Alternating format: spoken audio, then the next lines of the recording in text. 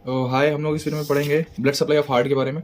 तो blood supply of heart में दो आर्टरीज इंपॉर्टेंट होती हैं, राइट कोरोनरी आर्टरी और लेफ्ट कोरोनरी आर्टरी। यही मेन ब्लड सप्लाई होती है हार्ट की, ठीक, आर्टरियल सप्लाई। तो हमारा फोकस क्या है? हमारा फोकस है इन आर्टरीज के नाम याद करना। पहले तो वो तो याद ही हो गए होंगे। दूसरा, इनकी सारी की सारी ब्रांचेस याद करना, ठीक। और वो ब्रांचेस कुछ इंपॉर्टेंट जगह पे अगर सप्लाई कर रही है तो उन ब्रांचेस के नाम विथ उनका सप्लाई की जगह याद करना, ठीक। तो दो आर्टरी हैं, सबसे पहले राइट कोरोनरी आर्टरी, सेकंड है left coronary artery.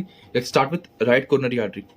So right coronary artery arises from the anterior aortic sinus of ascending aorta.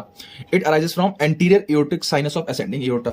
अब इसको समझो पहले कि साइनसेस वर्ड का मतलब क्या होता है और साइनसेस भगवान बनाते क्यों हैं। मान लो कोई आर्टरी थी, ये मस्त जा रही थी, इसमें बीच में हल्का सा डायलेशन हो गया ऐसे, ये इसे बोलते हैं साइनस। आर्टरी में तो एओर्टिक साइनस, वेन्स में तो वीनस साइनस, ठीक। अब अगर भगवान चाहते तो आर्टरी सिंपल ऐसे बना देते, तो फिर ये क्यों बवाल। तो समझो, जब आर्टरी जाके कहीं डिवाइड होती है, ठीक, तो इस पर्टिकुलर एरिया में ब्लड का रश बहुत ज्यादा होता है, ब्लड का रश बहुत ज्यादा होता है, ठीक। अच्छा, जरूरी नहीं है कि जब एक आर्टरी अपने ब्रांचेस में डिवाइड हो तो सारी आर्टरी की ब्रांचेस की जो डायमीटर है वो इक्वल हो, नहीं, कुछ की डायमीटर बड़ी हो सकती है, कुछ की छोटी हो सकती है, कुछ छोटी ब्रांच हो सकती है, कुछ मेन ब्रांच हो सकती है, ठीक। तो दिक्कतें क्या आती हैं कि यहाँ पे ब्लड का रश बहुत ज्यादा होता है और प्रेशर में चेंज होने वाला होता है। या इस आर्टरी में प्रेशर कुछ और होगा और इन दोनों में अलग अलग होगा, P1 P2। तो उस प्रेशर को मेंटेन करने के लिए, ठीक, और जो ब्लड वेसल है यहाँ पे रप्चर ना कर जाए, ठीक, क्योंकि रश ब्लड का बहुत ज्यादा है। तो भगवान ने एक काइंड ऑफ समझ लो चेंजिंग रूम बना दिया, समझ रहे हो, पहले ऐसे यहाँ पे खून ज्यादा इकट्ठा हो जाता है आके, यहाँ पे खून ज्यादा इकट्ठा होगा और फिर खून अपने हिसाब से इन दोनों में चला जाएगा, ठीक। ये बेटर कंडीशन होती है रेदर देन ये हो, क्योंकि यहाँ पे खून का रश बहुत ज्यादा है, ब्लड वेसल के रप्चर होने के चांसेस ज्यादा रहते हैं। और ये जो साइनसेस होते हैं इनमें क्योंकि खून का अमाउंट ज्यादा होता है तो डिस्ट्रीब्यूशन एडिक्वेटली हो जाता है, ठीक। तो साइनसेस क्या हर हर जगह पे होते हैं जहाँ पे वो होती है ब्रांचेस? नहीं, हर जगह पे नहीं होते। देखो, जब एक बहुत मेजर आर्टरी, बहुत बहुत मेन आर्टरी करती है डिवाइड, तब अभी छोटी मोटी जो चिल्ली मिल्ली आर्टरी है ये सब, अगर ये डिवाइड करी तो इनमें कोई वो नहीं होता साइनसेस, ठीक। जो मेजर आर्टरीज होती हैं, जो मेजर वेन्स होती हैं, ठीक, उनमें साइनसेस होते हैं, ठीक, जिन पे प्रेशर बहुत ज्यादा होता है, जैसे एओर्टा है। मैंने आपको पढ़ाया था वो सोलियस मसल के अंदर भी साइनसेस होते हैं, ठीक है। तो इसलिए होता है, मेजर जगहों पे होता है। तो अब समझ लो, अब मैं समझ में आएगा कि एओर्टिक साइनस का मतलब है एओर्टा में साइनस, और कौन सा, तो एंटीरियर एओर्टिक साइनस, ठीक। तो right coronary artery arises from anterior aortic sinus of ascending aorta, ठीक। अब इसकी ब्रांचेस समझो। पहली ब्रांच देती है राइट कोनस आर्टरी।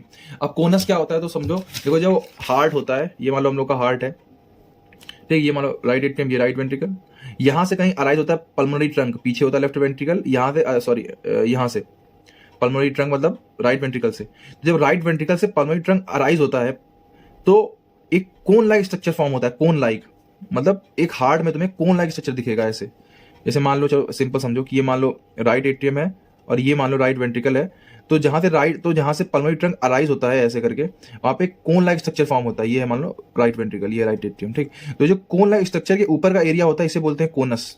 इसे क्या बोलते हैं? कोनस, ठीक। तो इसको सप्लाई करती है हमारी पहली इसकी ब्रांच राइट कोनस आर्टरी।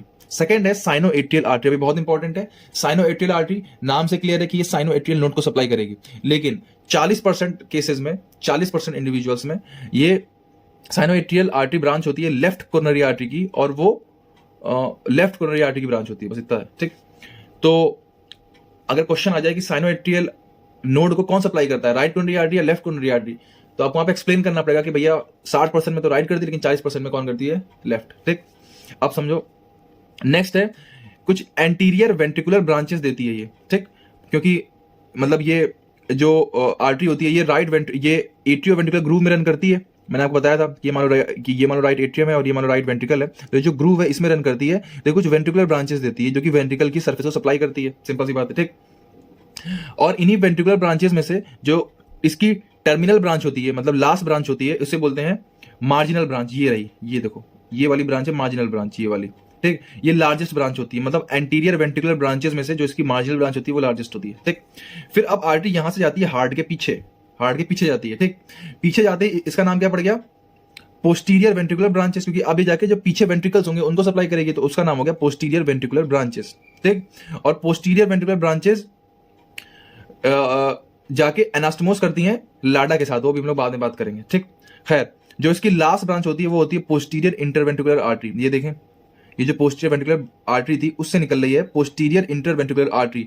ये कहाँ पे रन करती है? ये रन करती है इंटरवेंट्रिकुलर ग्रूव में। जो पीछे इंटरवेंट्रिकुलर ग्रूव होगा हार्ट के पीछे साइड, जिस पे मैंने डॉट डॉट डॉट बनाया है वो हार्ट के पीछे है, और जो डेंस है वो आगे हैं, ठीक। तो ये जो पोस्टीरियर इंटरवेंट्रिकुलर आर्टरी होती है ये जाती है हार्ट के पीछे, और जो इंटरवेंट्रिकुलर ग्रूव होता है उसमें रन करती है, इसलिए इसका नाम होता है पोस्टीरियर इंटरवेंट्रिकुलर आर्टरी, ठीक। अब इसकी सप्लाई 3 इंपॉर्टेंट सप्लाई है ये। सबसे पहला तो ये इंटरवेंट्रिकुलर सेप्टम को सप्लाई करती है, दूसरा एवी नोड को सप्लाई करती है 60% केसेस में, 60% केसेस में सप्लाई करती है एवी नोड को, और राइट और लेफ्ट वेंट्रिकल को सप्लाई करती है, राइट और लेफ्ट वेंट्रिकल दोनों को हल्की फुल्की सप्लाई करती है, ठीक। ये हो गया हम लोग की राइट कोरोनरी आर्टरी। तो ब्रांचेस का नाम याद करना बहुत ज्यादा टफ नहीं था, आप लाइन से याद करो। सबसे पहले राइट कोनस आर्टरी जाएगी, फिर एसए नोड वाली आर्टरी, फिर एंटीरियर वेंट्रिकुलर, उसकी जो टर्मिनल ब्रांच थी मार्जिनल वो लार्जेस्ट होगी, फिर पोस्टीरियर इंटरवेंट्रिकुलर, और फिर पोस्टीरियर वेंट्रिकुलर ब्रांच, ठीक। अब ये ध्यान रख लो कि राइट कोरोनरी आर्टरी ही एसए नोड को भी सप्लाई करती है और एवी नोड को भी सप्लाई करती है, ठीक। जनरली मान लो अगर वो वाला केस छोड़ दो तो 40% 60% वाला। अब आ जाओ लेफ्ट कोरोनरी आर्टरी पे। देखो लेफ्ट कोरोनरी आर्टरी पहली बात तो कहां पे रन करती है? तो इंटरवेंट्रिकुलर ग्रूव में रन करती है। इंटरवेंट्रिकुलर ग्रूव में मतलब राइट एट्रियम और right ventricle, sorry right ventricle और लेफ्ट वेंट्रिकल के बीच का जो रास्ता होता है ये इंटरवेंट्रिकुलर ग्रूव, उसमें रन करती है, ठीक। Arises from left posterior aortic sinus, वो था एंटीरियर एओर्टिक साइनस, ये है left posterior aortic sinus of ascending aorta, ठीक। इसकी सबसे पहली ब्रांच है, सबसे इंपॉर्टेंट ब्रांच है लाडा। इसका नाम क्या है? लाडा। मतलब लेफ्ट इंटरवेंट्रिकुलर आर्टरी, ये तो छोड़ो, ये है लेफ्ट एंटीरियर डिसेंडिंग आर्टरी। देखो नाम ही सब कुछ कह रहा है, लेफ्ट में है, एंटीरियर साइड है मतलब हार्ट के एंटीरियर साइड है, डिसेंडिंग है मतलब नीचे जा रही है तो आर्टरी, ठीक। तो लेफ्ट एंटीरियर डिसेंडिंग आर्टरी लाडा, ये इसकी मेन ब्रांच होती है। इसके अलावा देखो ये देती है कोनस आर्टरी, वही कोनस, ये पल्मोनरी कोनस है, देखो उसको ये भी सप्लाई करती है। तो एक होगी कोनस आर्टरी, एक होगी लाडा। अब देखो दूसरी, देखो जो ये होती है हम लोग की लेफ्ट कोरोनरी आर्टरी, लाडा को देने के बाद ये हार्ट के पीछे चली जाती है, इसकी एक ब्रांच हार्ट के पीछे चली गई और पीछे जा रही है, इसका मतलब घूम रही है, इसका नाम क्या होगा? Circumflex artery. जो आर्टरी घूम जाती है उसका नाम क्या होता है? Circumflex artery. देखो पीछे चली गई तो इसको बोलिए सर्कमफ्लेक्स आर्टरी, ठीक। अब कुछ आर्टरीज होती हैं उन्हें बोलते हैं डायगोनल आर्टरीज, ठीक। ये डायरेक्टली ट्रंक से अराइज होती हैं लेफ्ट कोरोनरी आर्टरी के। याद करने वाली चीज है कि डायगोनल आर्टरीज नंबर में जनरली 3 या 4 होती हैं, D1 D2 D3 D4 बोलते हैं इन्हें, और ये ट्रंक से अराइज होती हैं किसके? लेफ्ट कोरोनरी आर्टरी के। ये देखो ये लेफ्ट कोरोनरी आर्टरी का ट्रंक था, उसी से अराइज हुई है डायगोनल आर्टरी, ठीक है। आगे ही होती, पीछे नहीं होती। और लास्ट आर्टरी होती है एट्रियल ब्रांचेस। कुछ लेफ्ट कोरोनरी आर्टरी की कुछ एट्रियल ब्रांचेस होती हैं जो कि लेफ्ट एट्रियम को सप्लाई करती हैं। किसको सप्लाई करती हैं? लेफ्ट एट्रियम को। इतनी बात समझ में आई? ये हम लोग को ध्यान रखना है, ठीक। तो आपको याद ही करना पड़ेगा कि लेफ्ट कोरोनरी आर्टरी की ब्रांचेस क्या क्या है। तो लाडा होती है, पीछे गई तो सर्कमफ्लेक्स, कुछ डायगोनल, कोनस और एट्रियल ब्रांचेस जो कि लेफ्ट एट्रियम को सप्लाई करती है। अच्छा एक चीज और, अब तुम लोग बोलोगे भैया लेफ्ट एट्रियम तो वहां पीछे कहीं होता है, आपने यहाँ बना दिया लेफ्ट एट्रियम वाला डायग्राम। अभी तो ये मैंने बस समझाने के लिए बनाया, क्योंकि पीछे अगर यहाँ कुछ करता तो बहुत घिचपिच हो जाती, तो ठीक है। तो ये बस समझाने के लिए बनाया कि एट्रियल ब्रांचेस देती है जो कि लेफ्ट एट्रियम को सप्लाई करती है, ठीक। अब आते हैं इसके क्लिनिकल क्वेश्चन पे, ये बहुत इंपॉर्टेंट है, समझो। सबसे पहला केस है एंजाइना पेक्टोरिस का। देखो जब कोरोनरी आर्टरी जो होती है, कोरोनरी कोई भी राइट या लेफ्ट, वो नैरो हो जाती है, उसमें कोई प्लेक फॉर्मेशन हो गया, वो नैरो हो गई, ठीक। तो ब्लड सप्लाई कार्डियक मसल को रिड्यूस हो जाती है, ठीक। तो patient feel severe pain in region of left precordium that may last as long as 20 minute. तो जो पेशेंट है वो पेन फील करता है जो लगभग 20 मिनट तक मतलब रहता है लेफ्ट प्रीकॉर्डियम में, ठीक। Pain referred to left shoulder. अब ये इंपॉर्टेंट है क्योंकि यही क्वेश्चन आएगा कि जो पेन होता है वो कहां पे रिफर होता है? लेफ्ट शोल्डर पे और मीडियल साइड ऑफ आर्म और फोर आर्म पे। तो लेफ्ट शोल्डर पे और मीडियल साइड ऑफ आर्म और फोर आर्म पे वो पेन रिफर होता है। तो क्वेश्चन ऐसे आएगा कि एक पेशेंट आया है, उसके यहाँ पे पेन हो रहा है लेफ्ट शोल्डर में और middle side of arm and four arm में, वो कभी आपको डायरेक्ट एंजाइना का क्वेश्चन ऐसे नहीं दे देंगे, ठीक। अब 2 सवाल उठते हैं। पहला सवाल कि ये जो दर्द हो रहा था पेशेंट को, ये कभी कभी क्यों होता है? एंजाइना का दर्द हमेशा नहीं होता, कभी कभी होता है पेशेंट को, और कुछ देर रहता है फिर चला क्यों जाता है, ऐसा क्यों होता है? तो देखो समझो, देखो मान लो ये कोरोनरी आर्टरी थी, उसमें प्लेक की फॉर्मेशन हो गई, ठीक है। तो अब जो आगे का टिश्यू है इसको ठीक से ब्लड सप्लाई नहीं मिल रही है, तो जब इसको ठीक से ब्लड सप्लाई नहीं मिली तो इसमें होगा इस्चीमिया। क्या होगा इसमें? इस्चीमिया, मतलब लो oxygen supply to the blood vessels. बेटा इस्चीमिया खुद में एक वैसोडायलेटर का बहुत बड़ा मीडिएटर होता है। अगर हम लोग की बॉडी में कहीं भी इस्चीमिया हो रहा है ना, तो सबसे पहले वहां की जो ब्लड वेसल्स होंगी वो अपने आप डायलेट कर जाती हैं, ठीक। तो जैसे यहाँ पे इस्चीमिया हुआ, जो ब्लड वेसल थी यहाँ की वो थोड़ी सी डायलेट कर गई, ये थोड़ी सी यहाँ की डायलेट कर गई, ऐसे हो गई, ठीक। तो जो ब्लड सप्लाई नहीं मिल पा रही थी वो अब इसको मिलने लगी पूरी, ठीक है, जिंदगी खुशहाल हो गई। लेकिन अगर ये बंदा कोई एक्सरसाइज करेगा, कोई ऐसा कोई चीज करेगा जिसमें इसके ब्लड को खून की जरूरत ज्यादा होगी, कोई एक्सरसाइज किया, रनिंग वनिंग कुछ करा, ठीक। तो अब क्या है कि आर्टरी की बाकी सब आर्टरी तो फूल सकती हैं, ये मान लो कि नॉर्मल आर्टरी ये तो फूल सकती है, लेकिन जो ये वाली आर्टरी ये ऑलरेडी फूली हुई है, ऑलरेडी इतनी फूली, अब इससे ज्यादा इसके फूलने की कैपेसिटी ज्यादा नहीं है, इससे ज्यादा इसमें वेसोडाइलेशन हो नहीं सकता। तो अब अगर वेसोडाइलेशन हो नहीं सकता तो अब जो खून एक्स्ट्रा चाहिए होगा वो आ नहीं पाएगा, तब होगा पेन, ठीक। और 20 मिनट के अंदर अंदर जब हम लोग की हार्ट बीट वगैरह नॉर्मल होगी और वापस से सब कुछ सारी वेसल्स नॉर्मलाइज हो जाएंगी, तभी भी नॉर्मल जाएगी, तो पेन बंद हो जाएगा। समझ रहे हो, इसलिए पेन टेम्पररी क्यों होता, समझ में आया?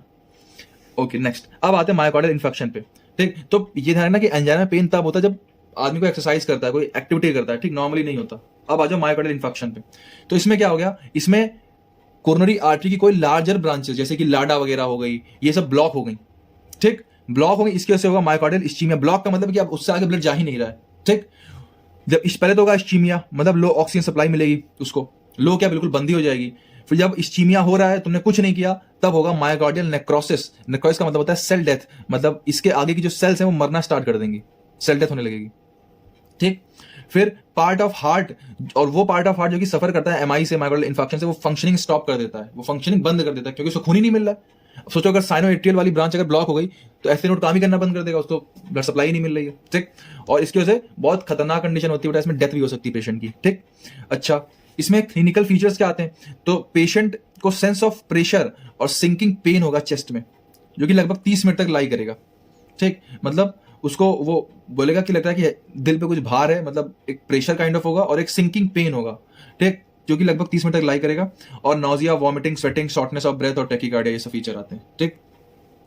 समझना, मायोकार्डियल इन्फेक्शन अगर किसी के हो रहा है तो वो रेस्टिंग कंडीशन में होता है। रेस्टिंग कंडीशन में मतलब आदमी आराम से लेटा हुआ है, बैठा हुआ है, और तब उसके अचानक हार्ट में पेन हो रहा है, तो समझ लो वो हो सकता है कि उसके मायोकार्डियल इन्फेक्शन का केस धीमे धीमे बढ़ रहा हो। लेकिन एंजाइना तब होगा जब वो दौड़ेगा, भागेगा, एक्सर्शन होगा तब, ठीक।